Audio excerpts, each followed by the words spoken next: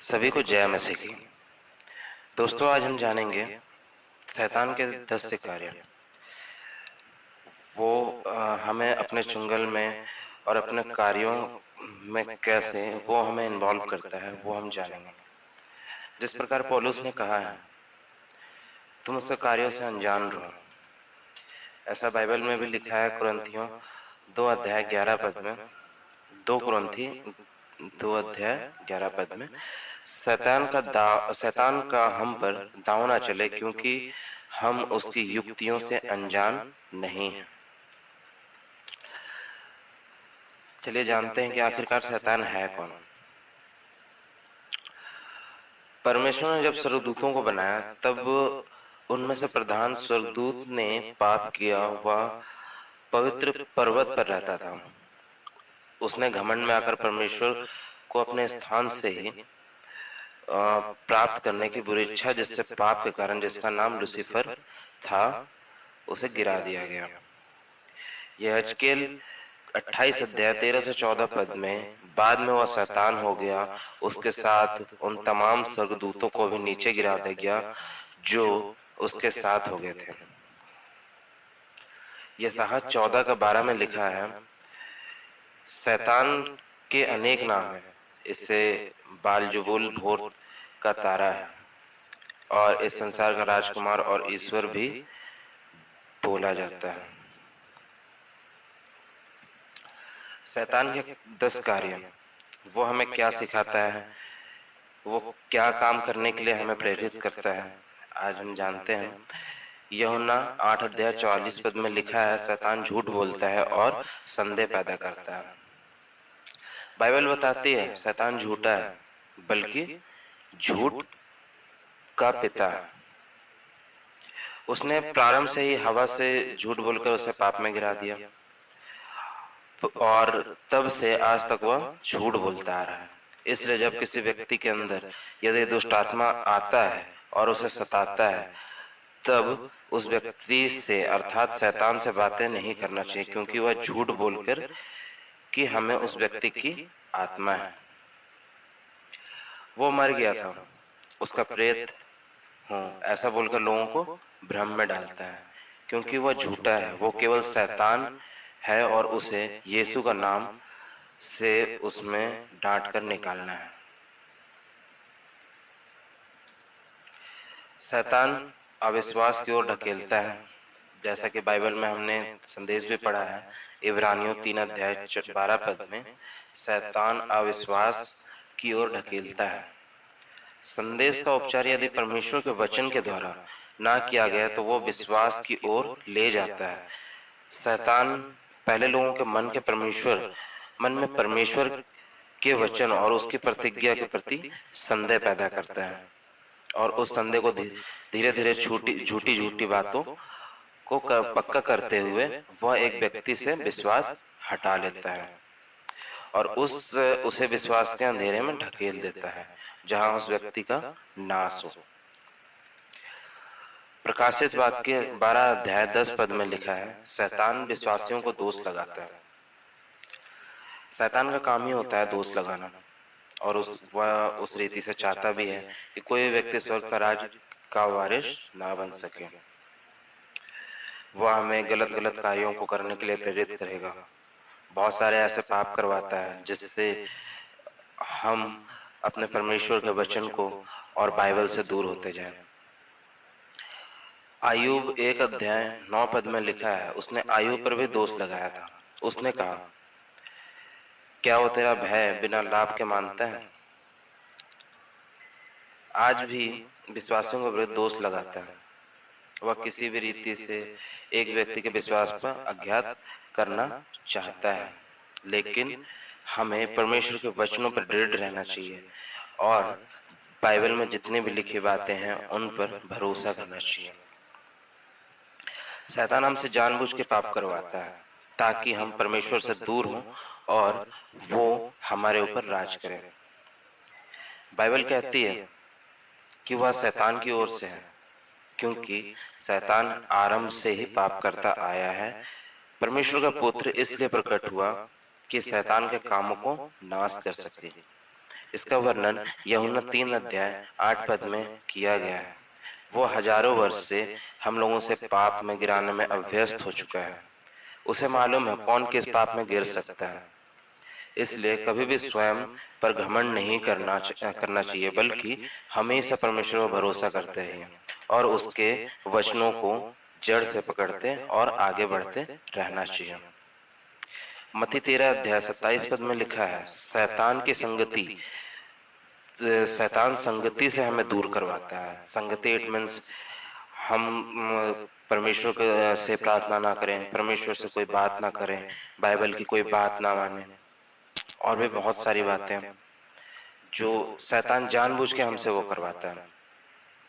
यहूदा इसके क्रियोती के उदाहरण में देखते हैं कि किस प्रकार शैतान उसमें समाकर उसे प्रभु की संगति से दूर ले जाता है, और जब वह संगति से दूर हुआ तो प्रभु यीशु को पकड़वाने का षड्यंत्र करने लगा और विरोधियों के साथ मिलकर और धन के लालच में फंस गया और प्रभु यीशु मसीह के साथ विश्वासघात पर कर बैठा। शैतान के चुंगल में आने के बाद वह आत्महत्या भी किया, क्योंकि शैतान का मिशन ही यही है। शैतान चुराता है। यूहन्ना 10 अध्याय 10 पद में जिस प्रकार एक चोर रूप बदल बदल कर और छिप छिप कर चोरी करते हैं, उसी प्रकार शैतान भी चोर के समान हमें धोखा देता है और हमारा विश्वास चुराता है।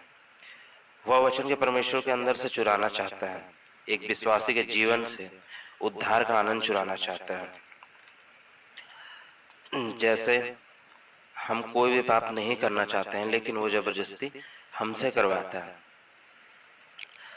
बाइबल में लिखा है, मरकुस 5 अध्याय 1 से लेकर 20 तक में इसका वर्णन है। शैतान जीवन को नाश भी करता है। झील के पार ग्रेसनियों में एक देश में एक ऐसे व्यक्ति को पाते हैं जो शैतान के दुष्ट आत्माओं से ग्रस्त हुआ कपड़े नहीं पहनता था। परिवार और समाज के अलग अलग कब्रों में रहा करता था। उसे सांकलों से बांधा जाता था। लगातार खुद के पत्थरों को घायल कर चिल्लाता रहता था। यदि प्रभु यीशु अपनी दया से समुद्र पर जाकर उसे नहीं बचाते तो उसका पूरा जीवन शैतान के द्वारा भयानक रीति से नाश हो जाता। मरकुस 4 अध्याय 15 से 17 पद में यह भी बताया गया है, शैतान हमारे अंदर वचन रूपी बीज को ले जाता है। प्रभु यीशु ने मरकुस 4 में एक दृष्टांत को सुनाया, जिसमें एक बोने वाला बीज बोने वाला निकला, और बीज बोते समय कुछ बीज मार्ग के किनारे गिरे, उन्हें चिड़िया को चुग लिया, वो फल नहीं लाए। प्रभु यीशु ने बताया, इस प्रकार परमेश्वर का सामर्थ्य वचन हमारे जीवन में भी गिरता है, लेकिन वह शैतान जानता है। यदि वह बीज जड़ पकड़ लिया तो फिर पूरी व्यक्ति रीति से बदल जाएगा और आशीष पाएगा और दूसरों के लिए भी आशीष का कारण बनेगा। इसलिए वो उस बीज को ले जाता है और उस व्यक्ति की दशा बदल नहीं पाती है। वो प्रभु के प्रेम को और उद्धार को समझ ही नहीं पाता। मरकुस 4 अध्याय 15 से 17 पद में इसका पूरा वर्णन किया गया। अय्यूब 16 अध्याय 7 से 14 पद में यह भी लिखा है, शैतान दुख लाता है। शैतान का भयानक काम हम अय्यूब जैसे भक्त के जीवन में देखते हैं। एक ही दिन में उसने अपने जीवन में सब कुछ समाप्त कर दिया था। उसके संतान, उसके खेत खलिहान और उसके शरीर में भी बहुत दुख दिया। शैतान ने अय्यूब को क्रूप कर दिया, दुर्बल कर दिया और उसकी मान प्रतिष्ठा को मिट्टी में मिला दिया। यहाँ तक कि उसकी पत्नी से भी उसका दुख नहीं देखा जा सका। इसलिए उसने ऐसा कहा, जो इससे तो अच्छा है कि मृत्यु प्राप्त हो जाए। शैतान प्रलोभन देता है, मतलब कि लालच देता है। जैसे हजारों वर्ष पहले शैतान लोगों को प्रलोभन और लालच देकर उनके विश्वास को गिराता आया था, और वह परमेश्वर के वचन को असफल करना चाहता था, क्योंकि वो चाहता था कि सिर्फ उसका राज हो। उसने यीशु मसीह के पास जाकर उसकी परीक्षा लेना चाहा। प्रभु यीशु मसीह की सारी दुनिया का वैभव दिखाकर वो देने का प्रलोभन दिया और कहा, मुझे दंडवत कर तू, मैं तुझे सौंप दूंगा। और वह आज भी प्रभु के विश्वासियों को ऐसे ही अनेक प्रकार का प्रलोभन देकर गिराना चाहता है। लूका 4 अध्याय 3 पद में लिखा है, वह उसके साम दंड भेद इस सब का इस्तेमाल करेगा। जब शैतान हमारे अंदर आता है या हमारे सोच में आता है तो हम उसका सामना कैसे करें? परमेश्वर ने हमें शैतान से लड़ने के लिए बहुत सारे हथियार दिए हैं। यदि कोई व्यक्ति उन हथियारों का इस्तेमाल करता है, तब न वो केवल शैतान के जलते हुए तीरों से बच सकता है, बल्कि उस पर वार कर उसे हरा भी सकता है। इफिसियों को 6 अध्याय में लिखा है, ये हथियार हम पाते हैं इफिसियों को 6 अध्याय में। सत्य परमेश्वर का वचन है, धार्मिकता की झिलम, विश्वास की ढाल, उद्धार का टोप, सुसमाचार का मेल विलाप के जूते। इफिसियों को 6 अध्याय 13 से 18 पद में 13 से 18 पद में ये है कि आत्मा की तलवार जो परमेश्वर का वचन है और आत्मा में प्रार्थना करना है। यदि ये सब हथियार हमारे पास हैं और हम इनका इस्तेमाल करते हैं तो हमें विजयी होने से कोई नहीं रोक सकता, और ना ही कभी हमारे जीवन में शैतान हमारे ऊपर कभी हावी होने देगा। मुझे मेरे बाइबल शिक्षकों ने सिखाया था, शैतान तुम्हारा बीता हुआ समय जानता है, लेकिन तुम्हारा भविष्य नहीं जानता। इसलिए वह तुम्हारे अतीत की बातों को लेकर उसे याद दिलाकर तुम्हें पाप बोध या निराश करवाता है। जब तक ऐसा तुम करते हो, तब तक तुम उसे भविष्य अर्थात नरक की आग के विषय में याद दिलाओ। अब जो कोई मसीह में है वह एक नई सृष्टि है, पुरानी बातें बीत गई, देखो सब कुछ नया हो गया। और हम जो विश्वास करते हैं जयवंत से भी बढ़कर, क्योंकि प्रभु यीशु मसीह ने क्रूस पर हमारे लिए चढ़कर शैतान को खुल्लम खुल्ला तमाशा दिखा दिया और उसे हरा दिया। प्रभु यीशु शैतान पर अधिकार रखते हैं और वह यीशु को डांटने से भाग जाता है। बाइबल कहती है हम प्रभु के अधीन हैं, और शैतान का वह सामना करें तो हमारे सामने से भी भाग जाएगा। हमारा जीवन प्रभु यीशु के हाथ में सुरक्षित है।